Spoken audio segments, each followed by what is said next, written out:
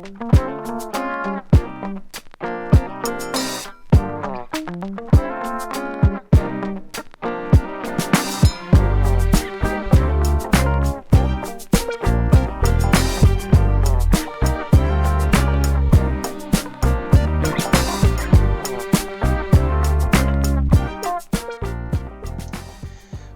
itu adalah Head of Operations di Comika. Kalau di dunia startup itu kan selalu ada 10 karyawan pertama, 30 karyawan pertama, 50 karyawan pertama, 100 karyawan pertama dari sebuah perusahaan. Nah, Martia ini adalah 10 orang pertama yang ada di Comika. Dia berawal dari Finance Officer kalau nggak salah, dan sekarang dia menjadi Head of Operations, yang berarti dia memimpin seluruh operasional. Dan ini adalah jabatan baru untuk Martia. Martia menggantikan Lutfian yang sekarang jadi direktur utama di comika.id, dan dia lagi mencoba untuk mengisi jabatan baru tersebut karena gue selalu bilang bahwa ini kayak tim sepak bola nih si Comika. Ada beberapa orang yang mesti geser jabatan gitu, geser posisi, kayak Ashley Young dan Valencia yang tadinya pemain sayap dijadiin fullback gitu. Martia tuh tadinya pemain bertahan karena tugasnya waktu itu memastikan bahwa ketika asik nyerang tuh nggak kebobolan. Nah, sekarang dia maju agak depan lagi, dia jadi pemain tengah, mungkin jadi defensive midfielder gitu, masih nutupin kalau ada kemungkinan bocor terjadi, tapi kalau dia ngeliat peluang dia bisa bikin long ball. Harapan gue sih dia bisa lebih ke box to box nanti, jadi dia ada role bertahannya juga, tapi ada role nyerangnya juga, karena seperti sepak bola, bisnis juga tentang berapa banyak kita mencetak gol dan berapa banyak kita kebobolan. Nah, kalau di bisnis kebobolan kan akan ada terus nih, pengeluaran jalan terus. Kita mesti hajar terus-terusan. Nah, si Martia ini adalah orang yang udah ngelihat perusahaan dari kapan tahu, bahkan salah satu orang-orang pertama yang ikut outing ke Tokyo waktu itu, waktu kita berhasil mencapai target di awal tahun 2020, karena target 2019 saya tercapai. Nah, Borneo akan banyak ngobrol sama Martia karena dia adalah salah satu pemimpin masa depannya Comika. Jadi silahkan dilihat aja obrolannya seperti apa.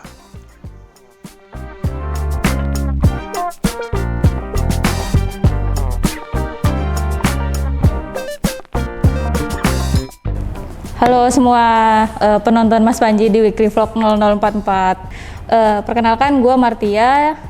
Gue di sini sebagai Head of Operasionalnya Comika Company, atau biasa kita sebut sih kalau anak-anak namanya WPI untuk company-nya gitu.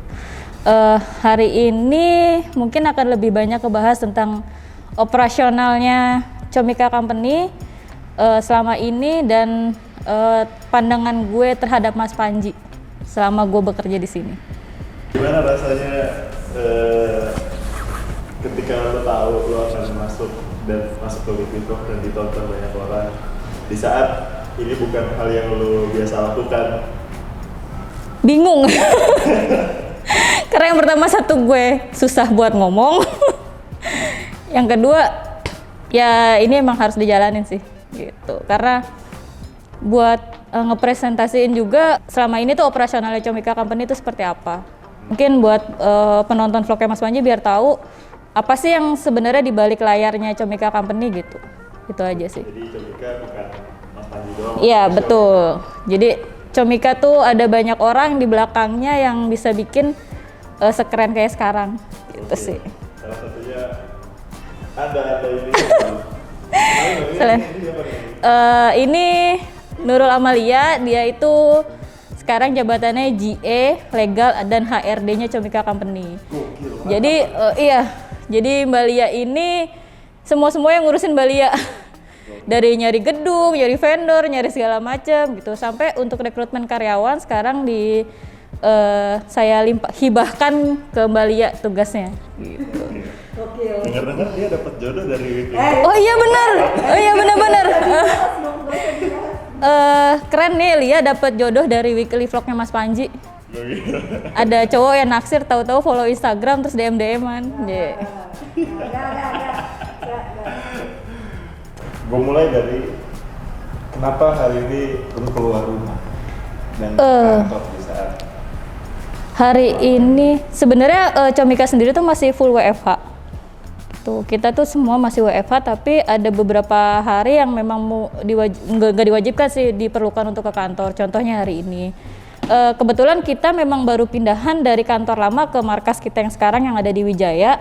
Jadi seminggu kemarin tuh kita full pindahan, terus beberes kantor gitu. Sama hari ini kebetulan akan ada beberapa teknisi yang datang untuk pasang internet, jadi gue sama Lia diwajibkan hadir untuk hari ini gitu, karena untuk ngatur juga barang-barang ini di mana gitu tempat-tempatnya, dan untuk pasang internet sendiri nanti harus gue yang ngasih tahu sih pasnya di mana gitu.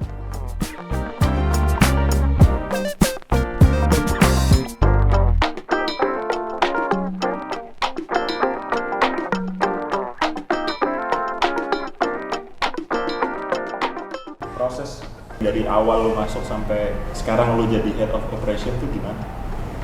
Prosesnya ya, sebenarnya dulu, sebenarnya kalau mau diceritain panjang ya. Jadi awalnya itu kan gue kerja di Yayasan Pita Kuning Anak Indonesia, di mana itu salah satu yayasannya Mas Panji ya. Mas Panji di situ sebagai pembina gitu. Nah, di sana gue sebagai Finance and Accounting Officer, di mana di sana juga gue ngerjainnya sendiri, tapi gue bukan operasional di sana. Jadi gue memang di sana didedikasikan untuk ngerapiin finance dan benerin administrasinya yayasan gitu. Karena satu dan lain hal kan akhirnya yayasan rebranding dengan konsep yang sekarang gitu, dan gue di situ salah satu orang yang jadi membawa perubahan lah istilahnya. Jadi kita sama-sama bareng dengan karyawan semua baru, ketua baru. Jadi kita di situ benar-benar ngebangun yayasan itu dari ibaratnya dari awal lah gitu.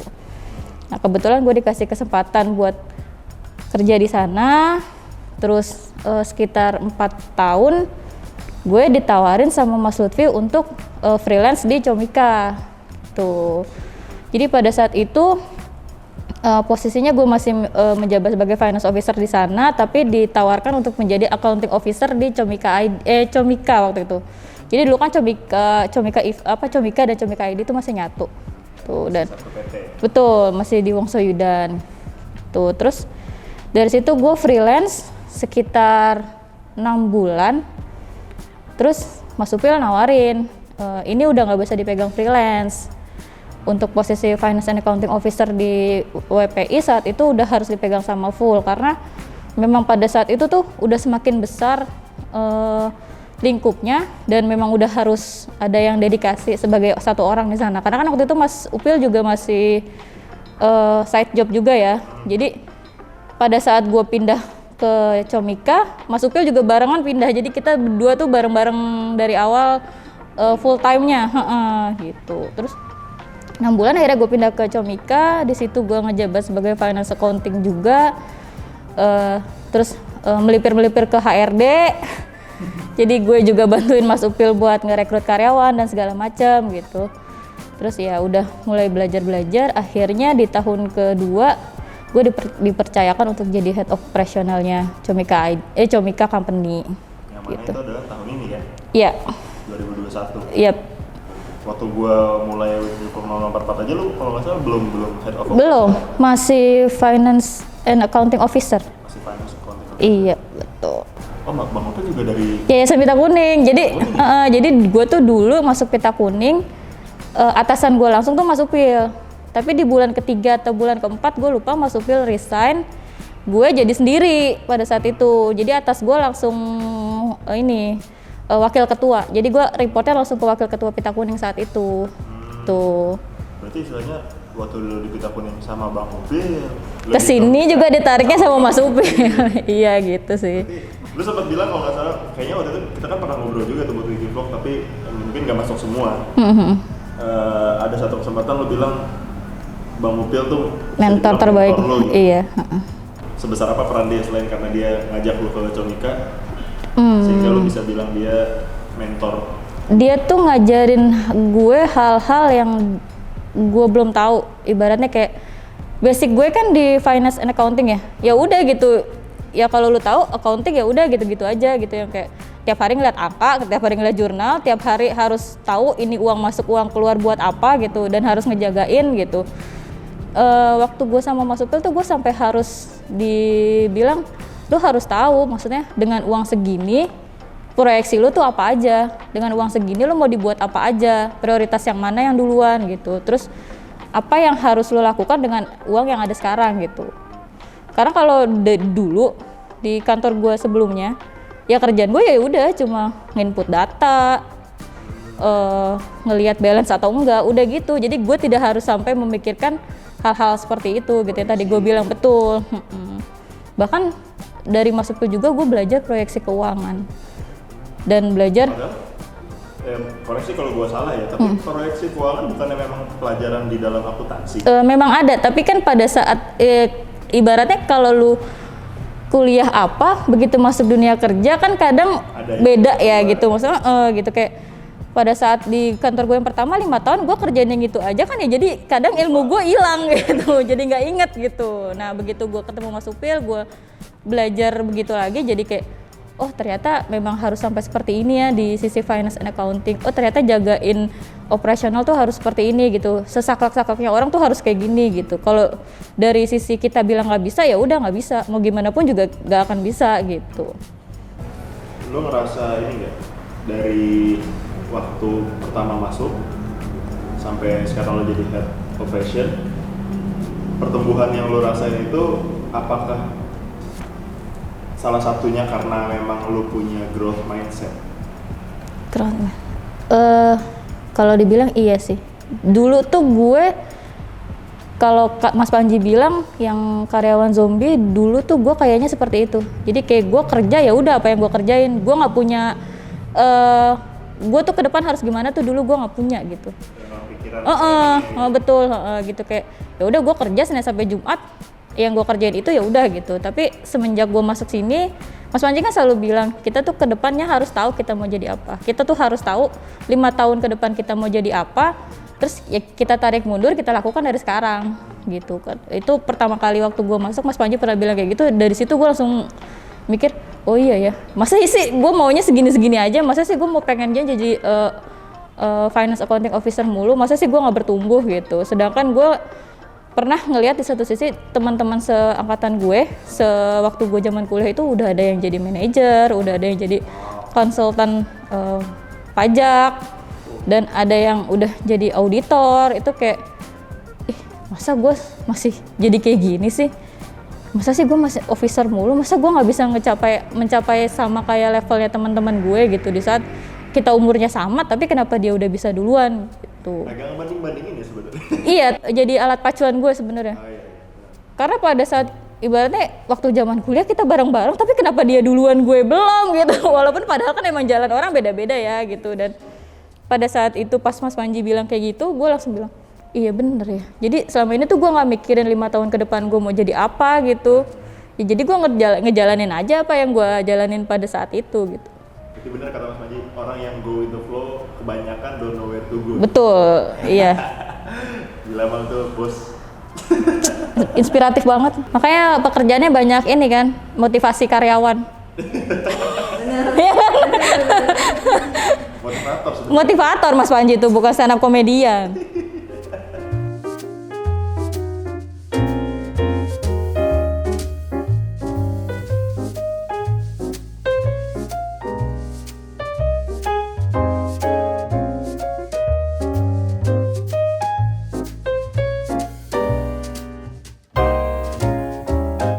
Kita ulang karena tadi mic-nya mati.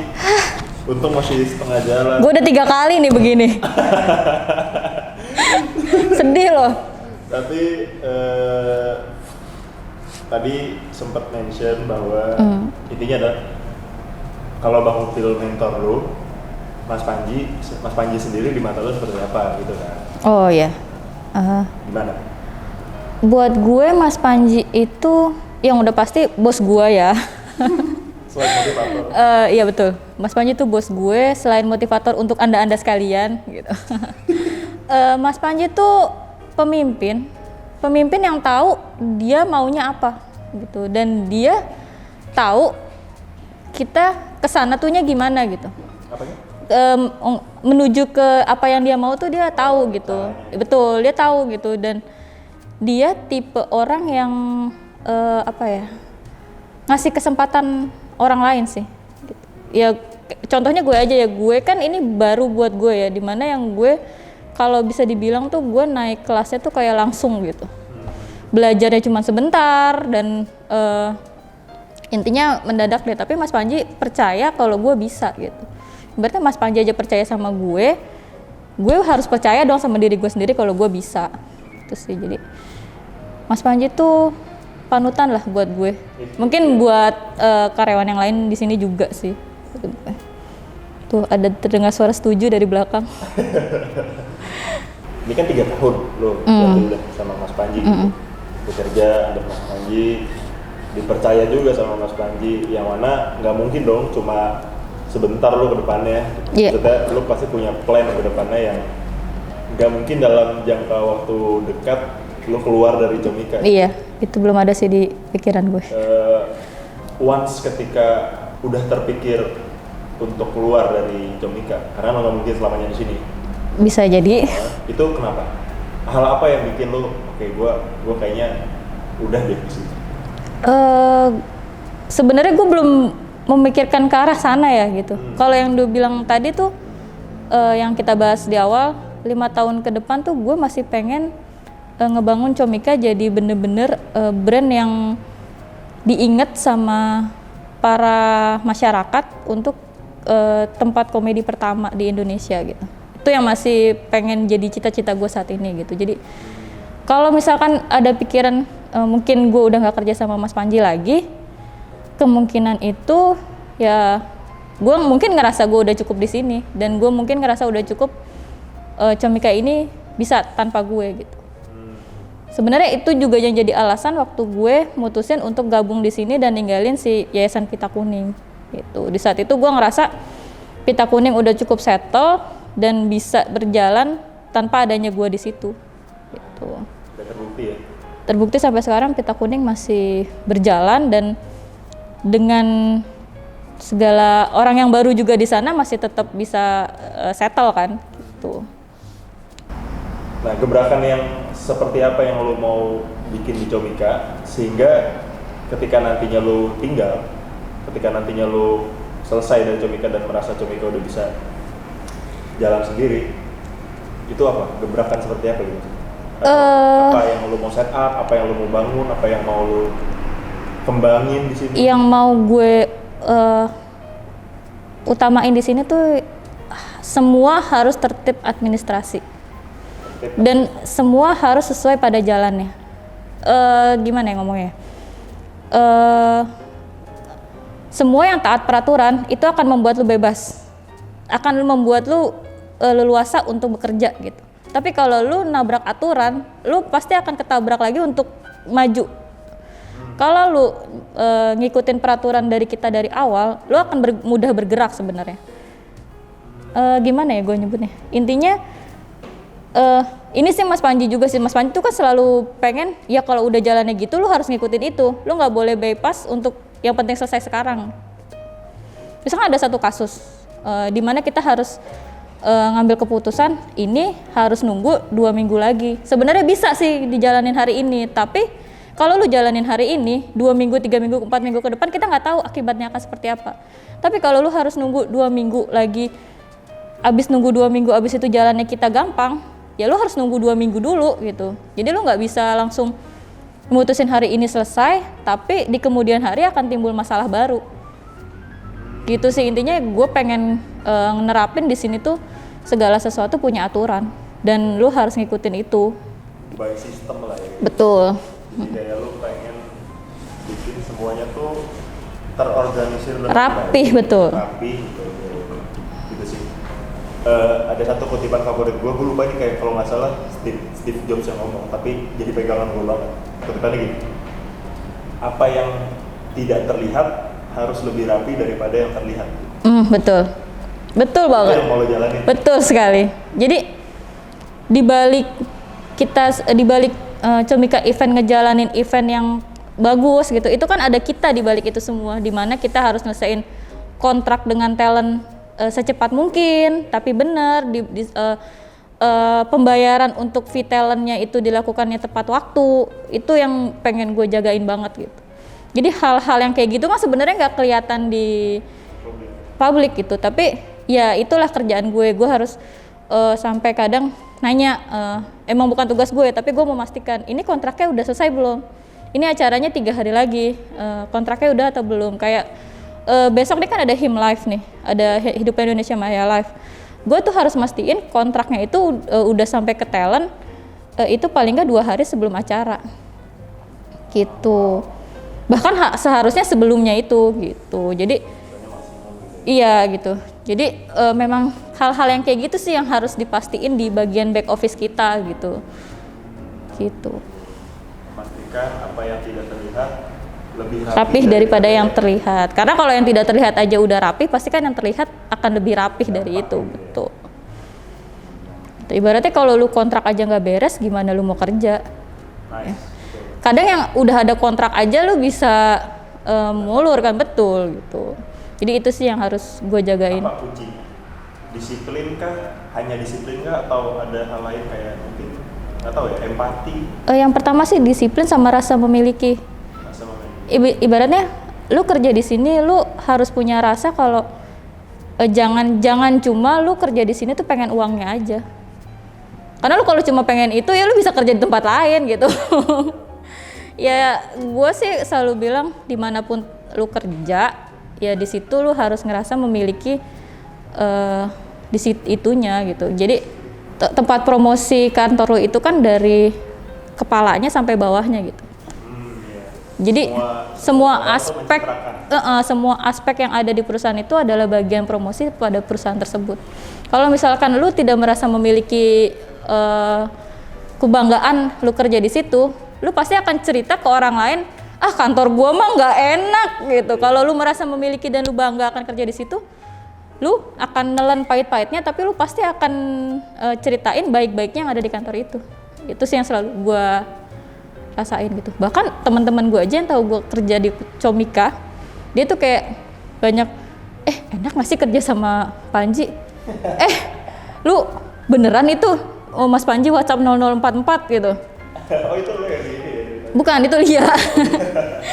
Itu Lia yang 0044. Makanya ada 0044 tuh. Terus emang bener ya Mas Panji sesaklek itu kalau kerja gitu? Itu kadang banyak yang nanya kayak gitu ke gue. Gue bilang, ya namanya orang kerja, gue bilang. Bahkan setahu gue ada loh orang bos yang lebih parah dari Mas Panji yang bisa ngechat jam 2 pagi, jam 3 pagi gitu. Tapi ya udah, itu sih ya part of your job aja gitu. Gitu sih. Tapi sebenarnya nggak segitunya ya. Maksudnya nggak segitu parahnya ya. Siapa, Comika atau Mas Panji? Untuk di teks jam 00. Gue sih ngerasanya itu ya biasa buat gue ya. Dan mungkin semua karyawan Comika itu ngerasa udah biasa aja gitu. Lu ibaratnya gini deh, lu kalau kerja di IO itu bahkan bisa 24 jam loh. Gue punya teman yang kerja di IO, dia sampai bilang jam 3 pagi gue masih nelponin vendor karena belum deal gitu. Kayak iya kan gitu, agensi apa lagi gitu kan. Gitu.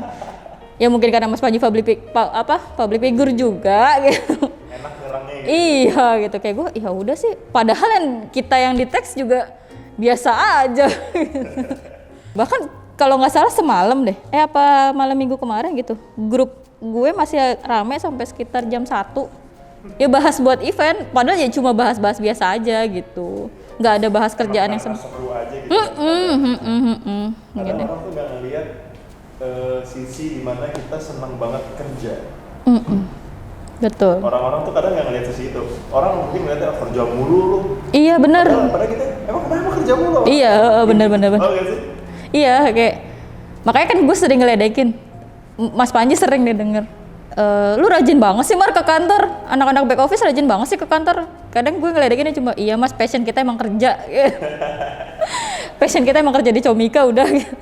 Karena selain itu ini sih, kalau kenapa gue lebih suka gue kerja di markas atau di kantor, karena semua kebutuhan kita tuh di kantor ya terpenuhi, internet, mau ngeprint gampang dan segala macam. Karena nggak bisa dipungkiri untuk bagian back office itu, hal-hal seperti itu tuh yang dibutuhkan pertama kali gitu. Internet, telepon kantor karena harus koordinasi dengan klien dan segala macam, terus printer, ngeprint kontrak dan segala macam. Itu emang udah kebutuhan utama kita gitu. Makanya kita lebih sering dan lebih enak itu kerja di kantor bukan WFH gitu. Bahkan kemarin WFH aja pas PPKM lagi itu printer masih kita bawa pulang. Ada salah satu karyawan yang bawa pulang printer. Gitu. Tapi gue jadi penasaran. Lu tuh sebenarnya punya hobi nggak sih? Hobi gue nonton Korea sih. Ya bro, juga aktivitas lain selain hal-hal yang berkutat dengan device gitu. Gue nggak punya sih, tapi kalau kayak gitu, kalau selain kerja ya, sekarang gue tuh lagi pengen les beberapa bahasa sih. Wow, lu anaknya bahasa banget. Enggak juga. Tapi pengen nge-explore diri gue aja. Gue pasti bisa lah, masa Inggris aja gue masih little I can kan gitu maksudnya. Ya gue ngerti gitu. Ya jadi gue pengen explore diri gue aja. Menurut lo penting gak sih punya sesuatu yang dikerjain selain hanya pekerjaan, walaupun pekerjaannya lu Iya, menurut gue penting banget. Karena nggak bisa dipungkiri, lu pasti akan ada ngerasa burnout di pekerjaan lo. walaupun lu suka. Iya. Gue pernah ngerasa burnout di mana gue, capek banget ya gitu. Gue pernah satu malam gitu sampai nggak bisa tidur, gue mikir, kenapa gue kerja doang ya? Gue kayaknya harus punya sesuatu kesibukan lain selain kerjaan gue yang emang gue suka gitu. Gue harus punya satu kesibukan lain gitu, dimana kalau gue lagi bosen di kerjaan gue punya hal lain gitu. Makanya gue beberapa bulan lalu gue mutusin buat les bahasa Jepang sama. Berarti dia lagi belajar bahasa Jepang? Iya. Ayo dong, ini dong. Nggak bisa. Gue masih standar banget, masih belajar, masih ngapalin katakana hiragana. Gitu. Gimana? Bisa lah kayak perkenalan. Martia Des. Iya bener lagi. Betul ya? Watashi wa Martia des, watashi wa Chomika no Kaishyang des. Oke. Udah itu aja ya. Tolong koreksi ya kalau salah. Jadi ya itu sih. Bahkan ya udah gitu. Makanya gue kadang kalau Lia suka bilang, "Mbak, meeting malam bisa nggak? Mbak, meeting jam 7 malam bisa nggak?" Gue bilang nggak bisa, Li, gue les gitu. Pokoknya gue kalau udah malam udah nggak bisa diganggu aja gitu. Karena ya menurut gue harus ngimprove kemampuan gue juga. Kita kan nggak tahu 5 tahun 6 tahun ke depan gue gimana gitu. Makanya itu. Ada di Jepang. Itu.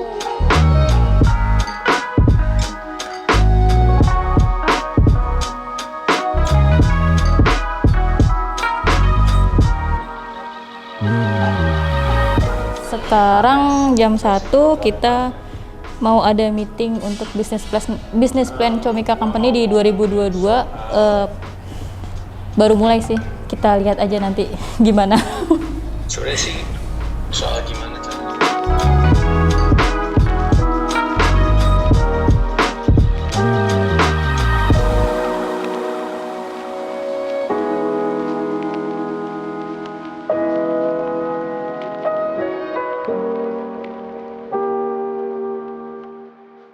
Ada lagi yang lain dari SNP atau mungkin dari Zian, ada yang mau disampaikan? Dari Lia mungkin atau dari Martia? Martia silakan. Saya mau info aja Mas, kita udah tidak di Gedung Lina lagi per tanggal 7 kemarin. Ya, oh. Jadi kita udah pindah ke markas, tapi belum beres-beres. Dimohon bantuannya Bapak-bapak sekalian. Nggak punya waktu. Beres-beres bagaimana? Minta aja Martia, lu bos operation soalnya, minta aja lu panggil aja BT dari kerjanya di Pasar Senen mulu. Panggil aja dan Pasar Senen lu. Sini bantuin gue gitu. Nggak apa-apa, panggil aja. Bantu apa nih? Beres-beres. Bantu ngangkat barang Mas. Oh, bisa. Lu mau mindahin meja kan, Mar? Udah sih Mas, tapi ngerapihin aja. Lebih ke ngerapihin kantornya, buat ruang kerjanya sekarang. Ya, jadi intinya gini guys. Si Martia ini nge-set up lantai 2, lantainya Chomika Space dipakai Lantai 3 Mas. Oh, nggak jadi? Maaf, jadi pindah ke lantai 3 karena lantai 2-nya itu mau diprioritasin pertama bangun sama ini. Ya mau dibongkar ya? Iya. Harus kosong. Gitu. Oke. Jadi untuk area kerja nanti semua di lantai 3. Gimana tadi? Akhirnya kerja ada matahari. Iya, akhirnya kita kerja setelah 3 tahun kerja punya kantor, ketemu sinar matahari di ruangan. Biasanya hanya bertemu dengan lampu warna kuning dan nengok langsung dinding.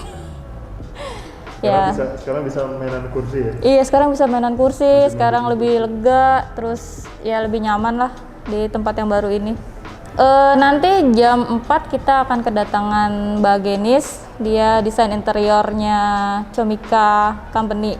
Jadi nanti Mbak Genis yang akan ngerubah markas kita yang sekarang jadi lebih bagus dan lebih keren.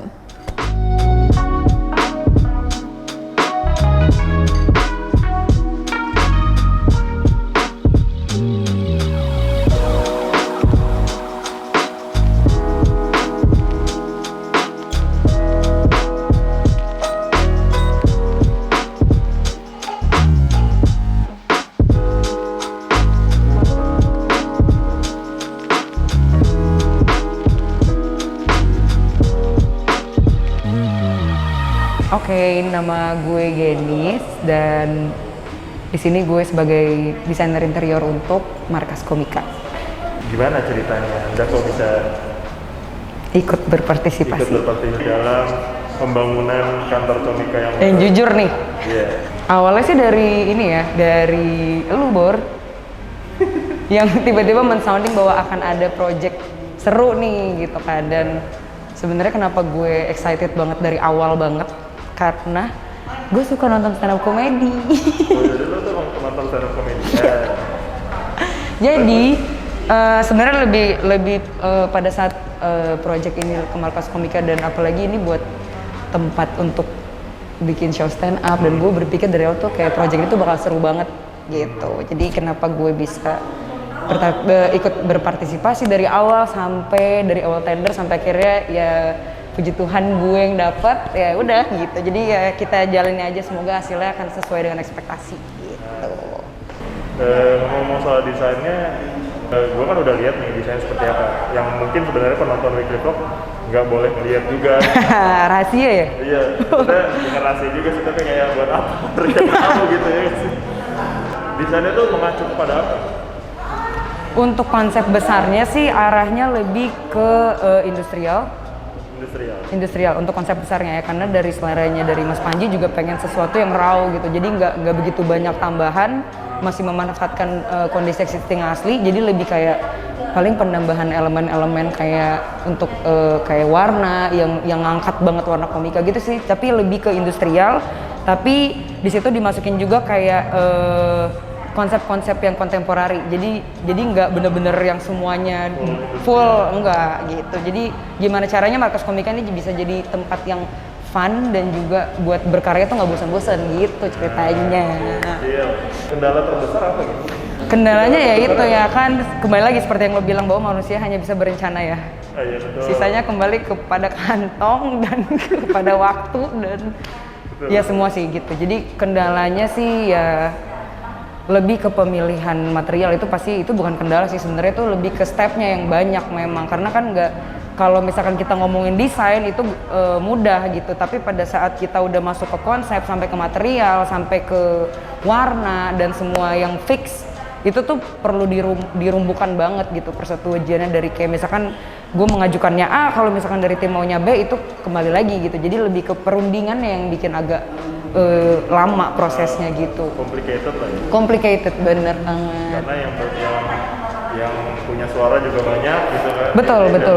Suara itu Jadi gimana caranya desain gue tuh bisa terpenuhi dengan material dan semua istilahnya apa ya, pernak-pernik yang bisa dipakai untuk mewujudkan desain yang udah diinginkan dari tim Comika gitu.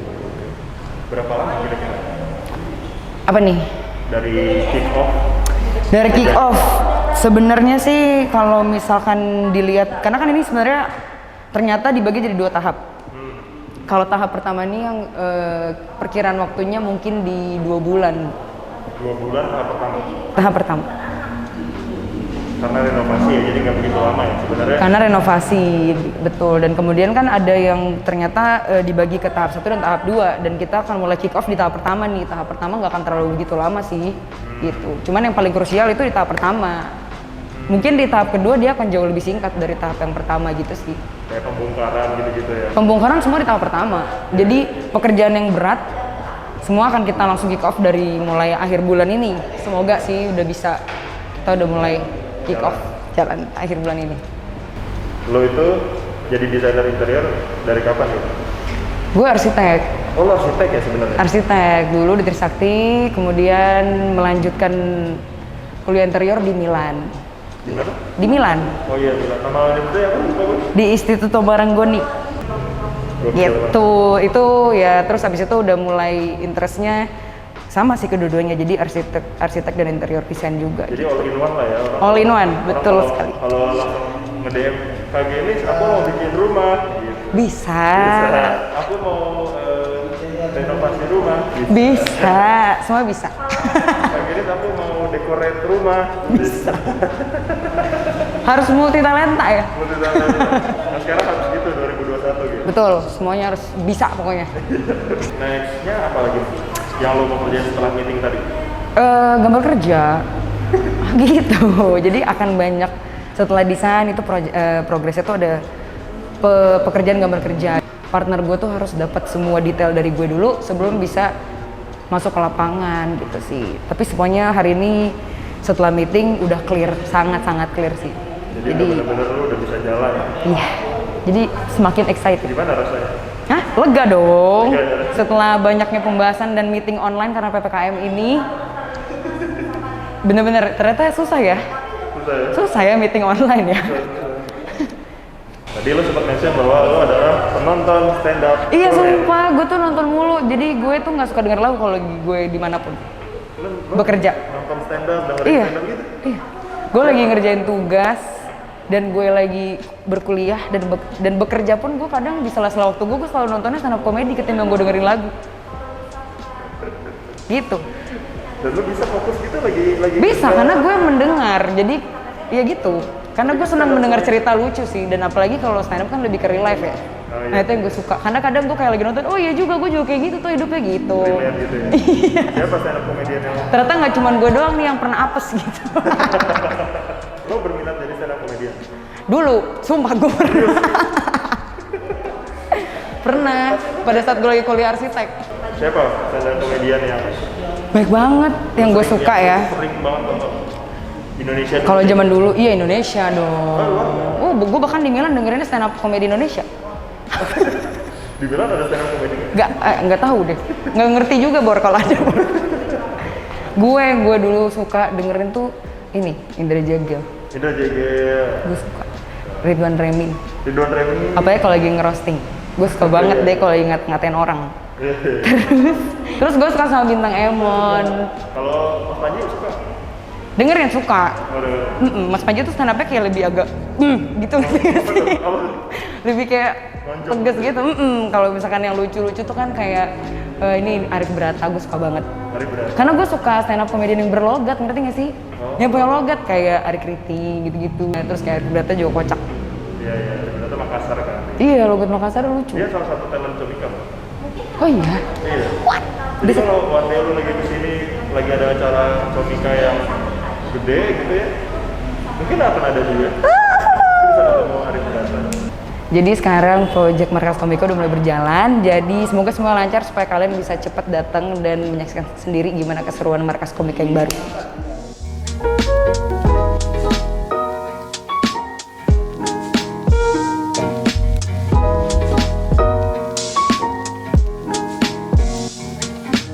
Terima kasih buat yang udah ngikutin gua hari ini. Semoga apa yang lo tonton tadi bisa jadi acuan lo bahwa yang tidak terlihat itu harus lebih rapi daripada yang terlihat. Itu sih, karena semua balik lagi dari belakang layar, baru di depan layarnya itu pasti akan lebih keren gitu, dan berdampak. Jadi memang lo harus rapih di segala sisinya gitu. Terutama administrasi itu yang perlu gue tekankan di sini. Dan Gitu. doing the right thing. Ya, doing the right thing. Kalau itu lu udah bener dari awal, segalanya pasti akan lebih mudah. Seperti itu sih. Jangan pernah nyari solusi untuk hari ini. Kita harus mikirin ke 2 bulan, 3 bulan, 4 bulan ke depan. Bahkan kalau bisa sampai dengan tahun depan. Gitu. Jangan lupa beli tiket show di CCC agar supaya kami bisa tetap bekerja di Comika. Ya itu sih kedepannya kan show kita akan banyak nih di CCC, ada Comika Porn, Office Zombie, Hiduplah Indonesia Maya. Oh udah tayang ya. Gitu. Kedepannya akan banyak banget hal yang lebih keren dan akan kita tampilin di CCC. Itu sih. Ditunggu dan dibeli tiketnya. Jangan lupa nonton Comika Porn. Oh iya ada Comika Porn. Astagfirullahaladzim, ya Allah. Jangan lupa nonton Weekly Vlog Mas Panji 0044 setiap hari Jumat jam 8 pagi. Mantap. Terima kasih Kak Martin.